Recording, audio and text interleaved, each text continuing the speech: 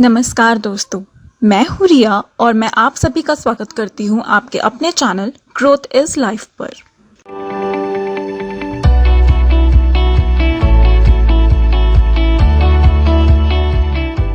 तो दोस्तों, एक सवाल, क्या आप अमीर बनना चाहते हैं? जी, जाहिर सी बात है, जरूर बनना चाहते होंगे। पर इतने पढ़े लिखे होने के बाद भी ज्यादातर लोग इसमें असफल क्यों हो जाते हैं? इसलिए क्योंकि वो लिटरेट तो हैं, पर मनी की नॉलेज में इलिटरेट हैं। इस बात को अच्छे से समझने के लिए मान लेते हैं कि आप एक बंजर जमीन पर टमाटर उगाना चाहते हैं, लेकिन बिना उसका मौसम जाने, किस तरह की मिट्टी चाहिए, कौन सी खाद चाहिए, ये सब जाने बिना बस मेहनत किए जा रहे हैं। तो क्या टमाटर उगेंगे? जाहिर सी बात है नहीं, क्योंकि हमने उसके बारे में नॉलेज ही नहीं ली कि असल में टमाटर उगेंगे कैसे।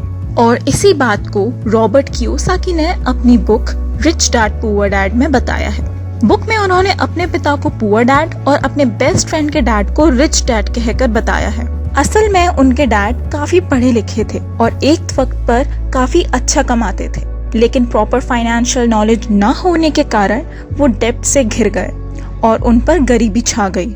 और वहीं उनके दोस्त के डैड, जो कि उनके रिच डैड थे, जो ना ही इतने पढ़े लिखे थे और ना ही अमीर थे, पर उन्हें प्रॉपर फाइनेंशियल समझ होने के कारण वो फ्यूचर में काफी अमीर बन गए। रॉबर्ट कियोसाकी और उनके बेस्ट फ्रेंड उनके रिच डैड के पास पैसे कैसे कमाए ये सीखने जाया करते थे। तब उनके रिच डैड उन्हें लेसन्स दिया करते थे कि अमीर कैसे बने, और उन्हें वो बताया करते थे जिसमें ज्यादातर लोग गलती करते हैं। जैसे उन्होंने बताया कि ज्यादातर लोग जिसमें गलती करते हैं वो है एसेट्स और लायबिलिटीज में डिफरेंस जानने की। सिर्फ 1% लोग ही इन दोनों के बीच का डिफरेंस जानते हैं, और इसी वजह से ज्यादातर लोग फाइनेंशियल क्राइसिस और डेब्ट्स में आ जाते हैं। तो अगर आप भी इन दोनों चीजों में कंफ्यूज हैं, तो बने रहिए हमारे साथ ताकि आप वो गलती ना करें। इसको समझने के लिए हम एक एग्जाम्पल का यूज करते हैं। मान लीजिए 2 इंसान हैं और दोनों ही 5-5 लाख की लॉटरी जीते हैं। उनमें से एक इंसान उन पैसों में से अपने लिए कपड़े और इंस्टॉलमेंट्स पर घर, गाड़ी आदि ले लेता है, और वहीं दूसरी तरफ दूसरा इंसान उन पैसों की FD, फिर बैंक डिपॉजिट और अलग अलग जगह पर इन्वेस्ट करता है, जैसे real estate, stock market, property, land investment आदि। 2 साल बाद जब उन इंसानों को देखा जाता है तो उनमें से एक इंसान अपने EMIs और लोन में ग्रस्त हो जाता है, जिसकी वजह से उसकी सारी सैलरी उनको चुकाने में ही चली जाती है और वो अपने लिए पैसे अब बचा भी नहीं पाता है। और वहीं दूसरी तरफ बात करें तो उस दूसरे इंसान के पास काफी पैसा हो जाता है, जिससे अब वो इन्वेस्ट के साथ साथ कुछ बड़ा भी खरीद सकता है। तो दोस्तों, इसमें जो clothes, entertainments, credit card bills, taxes, car loans, घर, गाड़ी, कपड़े वगैरह, ये हैं लायबिलिटीज जो आने वाले समय में आपकी जेब से पैसा निकालते हैं।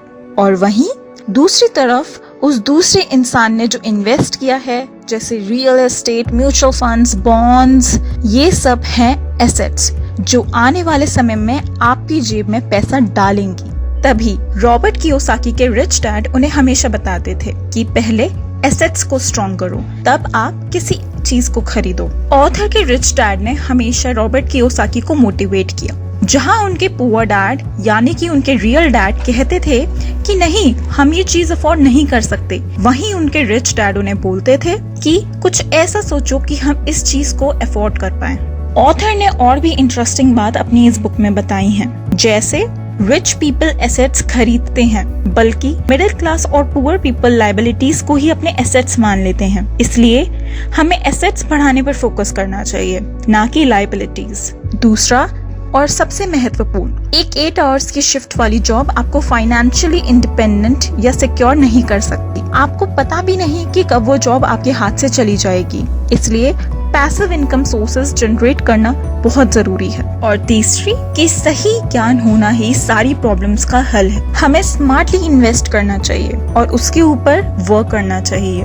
रॉबर्ट कियोसाकी के डैड काफी रिच थे, लेकिन प्रॉपर नॉलेज ना होने के कारण वो आने वाले फ्यूचर में डेब्ट से घिर गए। और वहीं उनके रिच डैड जो कितने अमीर नहीं थे, लेकिन प्रॉपर फाइनेंशियल नॉलेज होने के कारण वो आने वाले समय में काफी अमीर बन गए। इसलिए सिर्फ हार्ड वर्क नहीं, हमें स्मार्टली भी वर्क करना चाहिए। ऑथर ने एक बहुत ही इम्पोर्टेंट बात कही।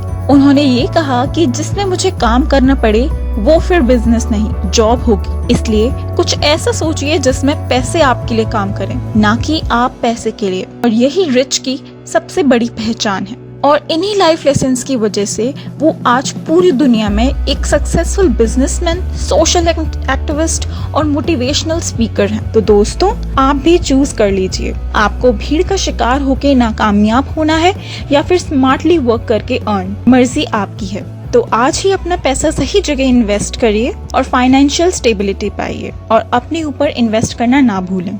अगर आपको वीडियो पसंद आई हो तो please like, subscribe and share कीजिए, और अपने एक्सपीरियंसेस हमारे साथ कमेंट बॉक्स में शेयर कीजिए।